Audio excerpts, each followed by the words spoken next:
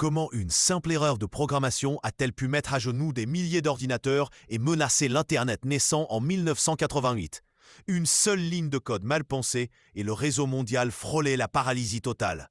C'est l'histoire du ver Maurice, la première cybercatastrophe accidentelle. Derrière cette crise, un étudiant brillant mais imprudent, Robert Tappan Morris de l'université Cornell. Fasciné par les réseaux, il voulait juste évaluer la taille d'Internet, une expérience inoffensive sur le papier. Personne n'imaginait le chaos qui allait suivre. Son intention n'était pas malveillante. Le ver était conçu pour se protéger discrètement, sans causer de dégâts. Il exploitait des failles connues, mais devait vérifier si une machine était déjà infectée avant de s'y copier. Mais c'est là que tout a dérapé. L'erreur fatale. Pour éviter d'être trop facilement détecté, Maurice a programmé le ver pour qu'il se copie quand même, une fois sur 7, même sur une machine déjà infectée. Une précaution excessive qui a transformé l'expérience en une épidémie numérique incontrôlable. Le 2 novembre 1988, le ver est lâché depuis le mythe. En quelques heures, il se propage comme une traînée de poudre sur ARPANET. Les machines, submergées par les copies répétées du ver, commencent à ralentir.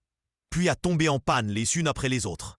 Des milliers d'ordinateurs, on estime 10% de l'Internet de l'époque, sont infectés. Universités, centres de recherche, installations militaires. Le réseau devient inutilisable.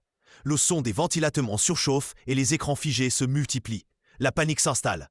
Les administrateurs systèmes déconnectent leurs machines pour stopper l'hémorragie. Le réseau, conçu pour résister à une attaque nucléaire, est paralysé par un programme de moins de 100 lignes de code. L'Internet tremble sur ses fondations.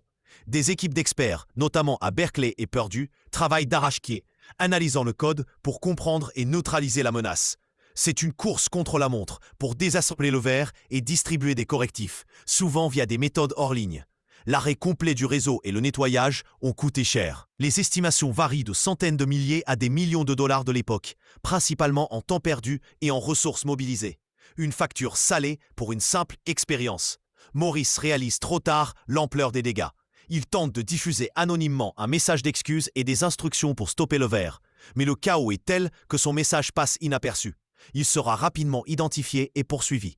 Condamné en 1990, Maurice devient le premier à tomber sous le coup du Computer Fraud and Abuse Act.